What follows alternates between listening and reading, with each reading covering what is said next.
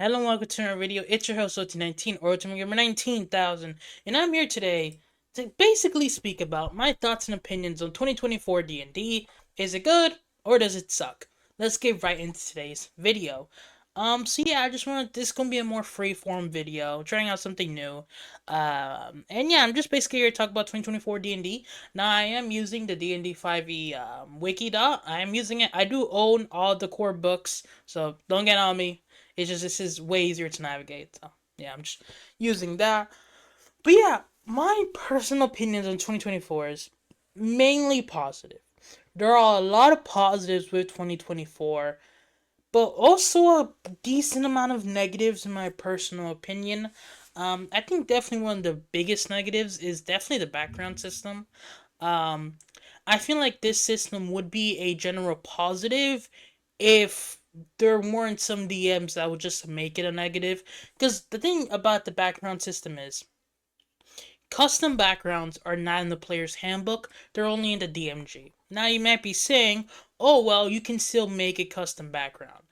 Which, for some DMs, they simply won't allow you to, and that just makes building characters so significantly harder. Because, for example, one of my favorite origin feats I take from almost every character is tough. I believe these new monsters are hitting harder than ever, and being able to just have tough, especially on all of Gishes or on monks, because monks, they have to still don't have a D10 hit dice, which is beyond dumb, but whatever. With tough, it makes monks not having a D8 hit dice feel a lot better, or a hexblade warlock feel better, or a swords or valor bard feel better. But now the only background that can get tough is farmer, and farmer only gives you strength, con, and wisdom. What like I mean, strength and con are good for like fighters, barbarians, and maybe even paladins. But like, if you're gonna give wisdom and constitution, at least give dexterity or something. Make it at least semi good. I mean, this is good for like druids and stuff, which I guess druids will definitely benefit a lot from farmer. In their wild shapes they'll be able to use tough and all that. But still, it's just really crappy the fact that one of the best feat in my opinion in 2024 is locked behind a less than good background. Because here's the thing, stuff like a fighter, a paladin, all these marshals can go without taking tough. Yeah, it'll suck, but they can do without tough. But a monk, a swords bard, a hexblade, they kind of need tough to really, not be super frail. And because also a lot, the monk is very multi-ability score dependent. So the fact he can't get farmer without sacrificing its dexterity, its main stat is just beyond dumb in my personal opinion. And overall, I just hate it. Now I do know, like, oh yeah, customs, but again, if your DM is annoying, in my opinion, a bad DM because it's just annoying, and won't allow you to make a custom background, then you're screwed. A whole character idea that you could have that relies on doing a bunch of custom backgrounds is just down the crap where you're not forced to take human, which is annoying. Like, another problem with 2014 was that human for most builds was the only species you could take, because if not, you were actively shooting yourself in the foot.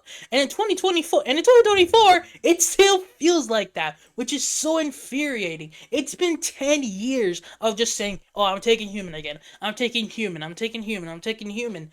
When I don't want to take human every build, but I feel like I have to, because if not, I'm presenting you a build with a blatant flaw that I can't just skip over.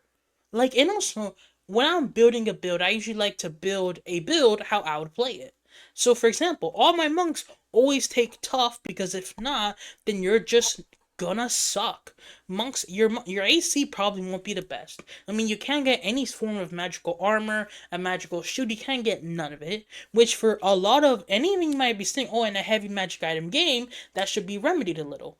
Well, when you look at the DMG, which I do own, by the way, there's just barely any magic items that actually benefit the monk. The only one is literally the gauntlets, or what is it called? The bracers unarmored defense. This is the only one. Legit, only one. I can't even find it. Here, only one magic item that gives you AC unarmored, and it costs attunement and is a rare magic item. Now, I mean, of course, you could get, a cloak of protection, a ring of protection or something. What's it called? I think it's a ring of protection. You can get all these items, but here's the thing: it's all attunement. Ring of protection, attunement. Cloak of protection, attunement. Bracers of defense, attunement. But if you look at what the marshals can do, oh, +1 armor, no attunement. +1 shield. Where is it? Shield of +1. SS shield. +1 shield. Zero attunement. Attunement is just non-existent for other marshals when they want to increase their defenses. But when it comes to a monk, they're just so limited. And here's the thing, even for spellcasters, it isn't this bad because they have super cool stuff. For example, it wouldn't be in here, but the Staff of Defense is a superb magic item that comes in Fendelver and Lost Mines of Fendelver. It's a Staff of Defense. It is a super good magic item that, again, only spellcasters can use. But a Staff of Defense would be amazing on a monk style character. First of all, it's a +1 AC. You can cast Shield and Mage Armor from this staff, and you gain a D6 +4 charges every single day. Meaning, on minimum, you can cast Mage Armor on yourself and then have 2 shields in your back pocket. And this is only an item that bards, sorcerers, warlocks, and wizards can use. So basically, every single Gish class can use it except for the monk, because the monk kind of needs a Staff of Defense to really be nice. I mean, they won't ever be casting Mage Armor, but 5 shields or 4 shields a day is amazing, especially on a monk, since your AC is going to be very poor. Meaning, if you don't have all these good AC increasing magic items, you need tough. We can't even get tough without taking human or just telling your dexterity to go suck itself, and that's gonna affect your armor class. As you can see, it is just so frustrating. The fact is that you just can't do anything. Now you could say, oh, take a dwarf to get a +1 HP. Yeah, it's still forcing you to take a species that you may not want to take. What if you want to take an Aasimar monk? An Aasimar Way of Mercy monk is super flavorful. It can be almost this angelic base subclass or demonic if you want to. But you can't do that now. You can't have that super fun flavor because you're forced either being a dwarf or a human if you don't want to have 3 HP and 2 AC, which is just so infuriating for me. Because the thing is, in 2020, and I remember in like the previews, they were saying, oh, we don't want, back then we felt like your species was too important for your build. You couldn't customize your species. You couldn't have a really cool or fun or interesting species. So you know what they could have done to just make this significantly easier? Make custom backgrounds just permanent. Make them, like, just make it that, yeah, you can take one of the pre-selected backgrounds, but make it that I'm allowed to change the ability scores, I'm allowed to change the feats, I'm allowed to change this. Heck, honestly, keep the skill proficiencies in tool, everything except for the ability scores and feat, keep them the same, but just let me change them. There's no reason to put such a core rule of, like, building a character in the DMG. This should be in the player's handbook because only players are going to be using it.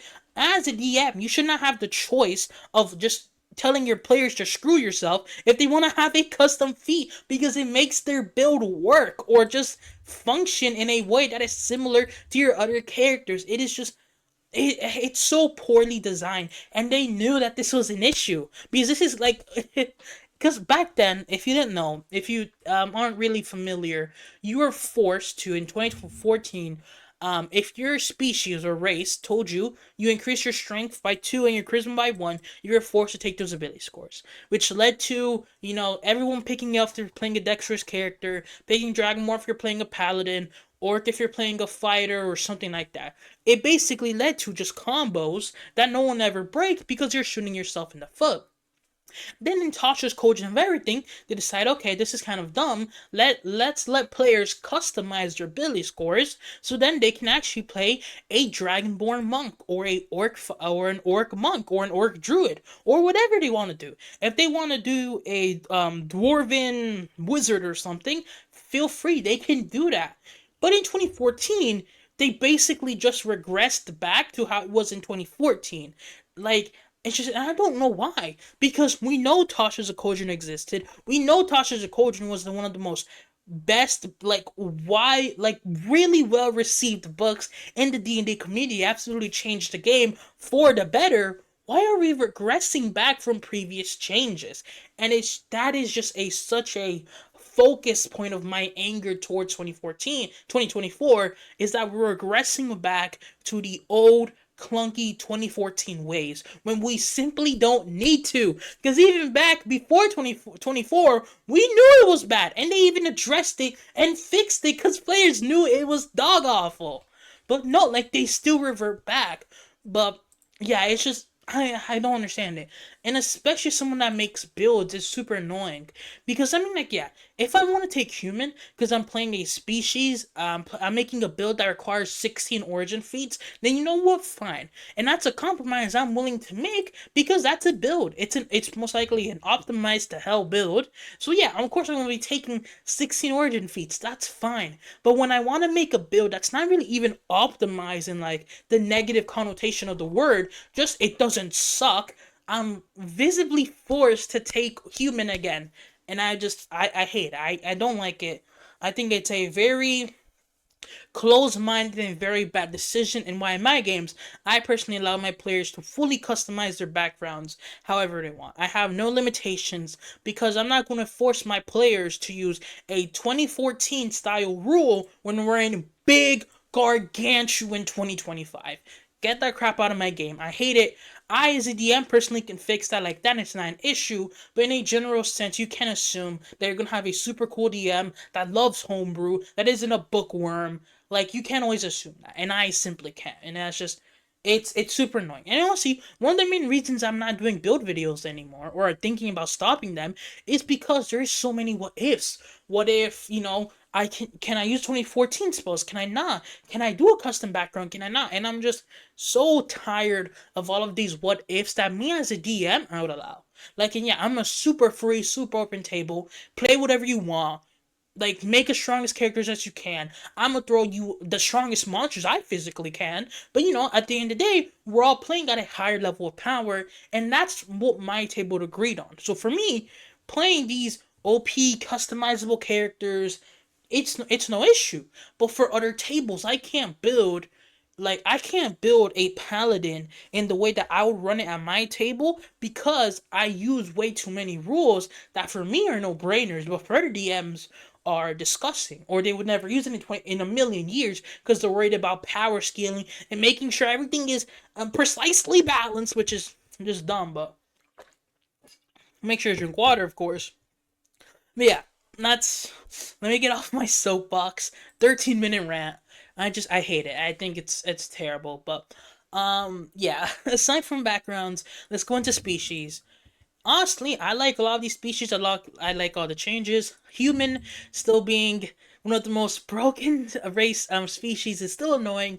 Granted, it's only that good because backgrounds suck. So I'm not gonna blame human for being OP. It's only because backgrounds suck. If backgrounds didn't suck and you can just customize them or actually use the brains to design the backgrounds, then human would just be cool, fun. But it is kind of shocking to me how human is still the best species in the game, debatably. I think I'm actually make a video about how human is still, throughout all these years, one of the best species in the game and just won't ever be dethroned, in my personal opinion. But yeah, humans, they're cool. Legit, every species is nice. Dragonborn got super nice changes. I love all the changes to Dragonborn. It does suck that none of the Fizzban Dragonborns are here. For those who don't know what I'm talking about, let me pull it up. In Fizzban's Treasury to Dragon, they made Dragonborns really cool, where you can basically now do like any elemental damage. Or no, I think you could, yeah, the gem dragons from Fizzbands. You can do like Force, Radiant, Psychic, Thunder, and Necrotic. Also, you can also have like telepathy, which is now a sick. Also, yeah, you also got Gem Flight. But even other than that, in Fizzman's, like the Metallic and each single dragon type got some really cool stuff. For example, Chromatic, you became immune to your damage type, and Metallic, you could do a bunch of really fun stuff. So it does suck they got rid of that. But overall, I don't mind us just getting a fly speed and our breath weapon actually being good now. I really don't mind that. I do feel like personally, I feel like they could have made it that the Dragon Breath skills off of whatever your highest stat is. But again, that's just my personal opinion. Making it Constitution though isn't the worst thing ever. But overall, yeah, I'm fine with Dragonborn.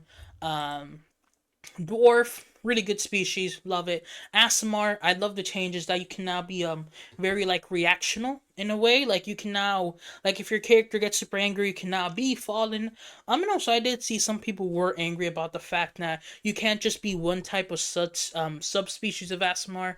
And I feel like again, at the end of the day, you as a player can choose to just never use any of them. So I mean, if you still want to be a fallen Aasimar, you can still be a fallen Aasimar. Just make sure you never use all the other options. I mean, it's just a own personal limit you can place on yourself that really doesn't change anything. But again, that's my opinion. Dwarf, super nice. Elf. The thing with elf is actually, elves are interesting. I definitely feel like wood elf is easily the strongest. I mean, pacifier, trace, and longstrider and 35 feet is just super nice. Um, High Elf isn't that bad, you know. Misty Step is nice, and any wizard cantrip is super good, especially when they get back like Booming Blade and all of that. When they bring back like Booming Blade and all of like the blade cantrips, High Elf is probably gonna be significantly better. I mean, yeah, Drow is kind of just you know, it's not doing too good. But I definitely do think Wood Elf is the best. Aside from that, they really don't get very much. I mean, I do know spellcasting is nice, but yeah, aside from that, they don't really get anything in my personal opinion. Gnome, super nice. Goliath, I love the changes to Goliath. I love how you can now do cloud, fire, frost, hill, stone, or storm. You don't just have to be a stone giant, because stone giant was the worst one in 2014, and I love it that now you can just be any type of giant. Super cool. Also, large form is fun. I wish your large form gave you some extra damage, because the Asmars can. I don't know why this one doesn't, but again, that's just me being a little picky. Halfling, sick. Human, orc. I love the changes to orc. Um, Granted, losing out on your super good crits does suck a little, but being able to dash as a bonus action on what most likely is a martial character is just, I love it. Being able to dash as a fighter as a bonus action, or a barbarian as a bonus action, and get yourself some temporary hit points. So it's basically like a mini second wind if you're a fighter, and that's just like having a mini second wind on any character is amazing. Also on like a wizard, if you just want to I mean, yeah, as a wizard you can now bonus action dash to get some temporary hit points, then action disengage and just get the hell out of there. Which for wizard that's really good.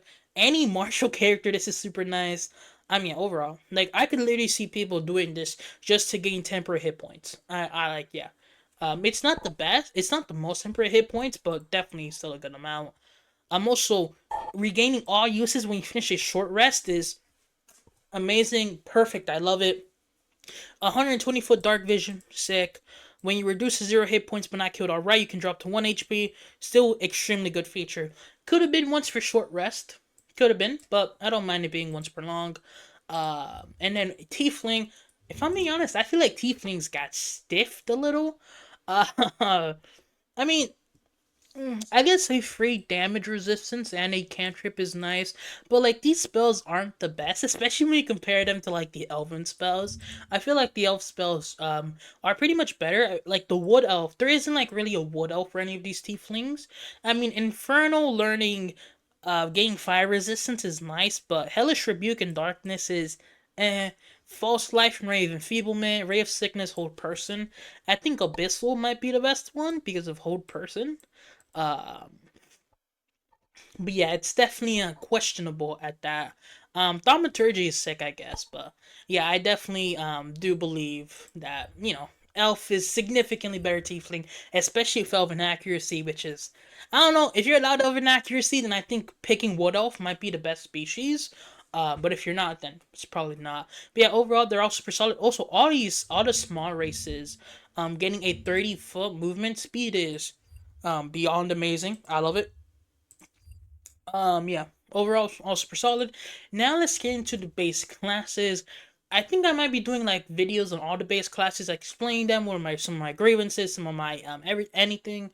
But overall, I like the barbarian. I like the bard. Well, actually, I have some issues with the Bard. I think their spell list until reaching 10th level is still extremely bad and could be significantly better. But I feel like the fact that you now gain such a good 10th level feature kind of makes up for the fact that damage wise, you're just going to be sucking a little. I mean, you still have stuff like slow and mass healing word, which I mean, that is nice. Hypnotic pattern is also good. But if you want to be a damage focused bard, you have to either wait until 10th level or be one of the martial subclasses, which is definitely an interesting choice. Or lore. You can either be a lore valor.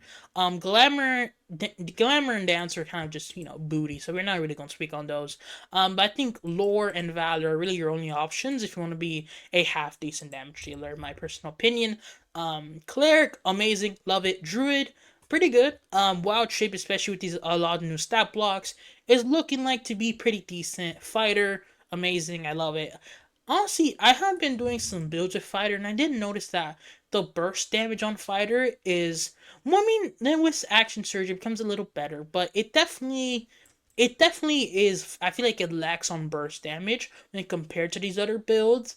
But I mean, with the amount of utility it got, you can't really complain losing out some burst damage. Monk, amazing. I think maybe the best class, easily my favorite class. Paladin, I really thought the smite change would make me hate the class, but even with this new smite change, that is god awful. You still need to remember that you have your aura of protection and you have really good spell casting. I feel like a lot of people kind of say, "Oh, you have spell casting. What's there to complain about?" All spell casting isn't good spell casting. Looking you at the ranger spell casting sucks. Barely has anything. The paladin's spell casting adds a lot. I mean, even a bonus action divine smite is horrid, but I mean, searing smite is a very powerful. What's another divine favor? Divine favor, not needing concentration is just godsend, especially with two-handed melee builds. And of course, if you go vengeance paladin, gaining that hunter's mark is super nice. Also, I mean, Vengeance Paladin in general is just so OP. Like Bane, Hunter's Mark, Hold Person, Mystic Step, Haste, Protection from Energy, Banishment, D-Door. Like, oh my day, Oath of Vengeance is so powerful. This spell list is beyond insane. So yeah, I definitely do feel like if you're a dual wielding Oath of Vengeance Paladin, your damage just skyrockets. And honestly, if you're playing a dual wielder, taking 3 levels of Paladin is pretty good dip in my personal opinion. I mean, like it's yeah, I definitely do think 3 levels of Paladin might be a new dip in my personal opinion, just because Vengeance is so damn good. Ranger, yeah, it's a it's a class. It's certainly a class. Cure Wounds is I mean Cure Wounds is really good. So you have Cure Wounds, you know you have Cure Wounds. You certainly have Cure Wounds and Enhance Ability and Lesser Restoration. These are some good spells. You get Conjure Animals. You you finally get a good spell at 9th level. That's about it though. You finally get a good spell at 9th level. That's about it. Um, Wait until my Ranger video, then I'll speak on that. Rogue, pretty solid. I mean, its damage is very, very pitiful, but I mean, reliable talent at 7th level is kind of like a yeah. But reliable talent 7th level is so good that your damage sucking a little. I don't mind it. I mean, your damage was never good as a rogue. Don't get me wrong. Unless you critted, then you actually did good damage. But I feel like now getting reliable talent at 7th level and being able to poison your enemy almost every single turn is super good. Like it's really good. Like so control and other stuff. So basically, how I'm seeing the rogue now is the rogue is almost similar to how a controller wizard is played. Like as a controlling wizard, when you're doing a slow hypnotic pattern or a bard, you're not doing a lot of damage. You're probably doing zero damage.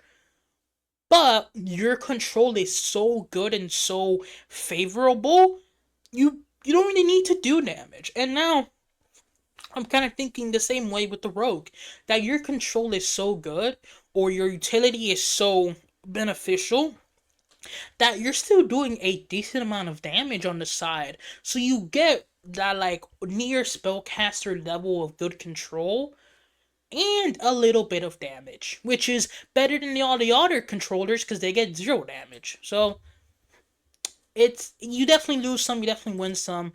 I do know that I have seen Trent Monk did an Arcane Trickster build that did some decent damage, so you can still be a good damage dealer, but definitely it is hard. Sorcerer, best spellcaster in the game, debatably. Like, yeah, it's very good. Warlock, best spellcaster in the game, debatably. Wizard, definitely still good. Blade Singer, 2014, 2024 Blade Singer, in my opinion, is super nice. In general, I don't know, not the best on it. It is good. It's good. At the end of the day, it's good. Feats. At the end of the day, I really have no issue. At first, I hated the Great Weapon Master change, but now, like, the more and more I play with it, I love it. I like this version of Great Weapon Master more than I did the old one. This version is just so good. Like, I love it. I think it's amazing. I love it. I love this new version. Any other feats I really hate? Oh, Fey Touched is still one of the best feats in the game. Be able to pick up Hex on martial characters beyond broken. Enough said there. Grapplers super good. Heavily armored. Heavy armor master is super good. 2014. Be able to increase that con or that strength, and now being able to have proficiency bonus amount of damage reduction from all attacks, well, bludgeoning, piercing, slashing, but it is most attacks. This is super good. Yeah, this is just really good. Heavy armor master, massive buff, mage slayer. Oh, if you're a martial, there have never been better feats for you. Martial feats are just so good. With spellcasters, I do feel like it is a lot of just take warcaster and then that's about it. With a lot of my spellcasters, but if you're a martial, sentinel, like freaking what is it called? Heavily armored, fey touched, like it is just very good. All the fighting style, I do like that. Every single class that gets fighting styles now has access to all of them. I like that. Think that's cool. Yeah. Magical items. I don't know, some hits, some misses, same as always. Spells, not really noticing too much about the spells that I dislike. Of course, I think Conjure Minor Elementals is a mistake, but whatever. Most people just ban it. Whatever. Yeah, I'm not. Power Word Fortify is really nice. A super good spell. Um, Potentially one of the best spells in the game. But yeah, overall, really good spell. But yeah, I think that's gonna be it for today's video. If you guys did enjoy this video, this basically just me getting on a soapbox and talking a lot, which is what my channel is. If you guys did enjoy this video and like this type of video more, please make sure to like it. Genuinely. If I get likes and subscribers, I know that you people like my videos and want to see it, and it motivates me to make more videos. So if you do genuinely enjoy my content, make sure to like and subscribe, and leave a positive comment as well. But yeah, that's gonna be it. OT19, signing out. Peace.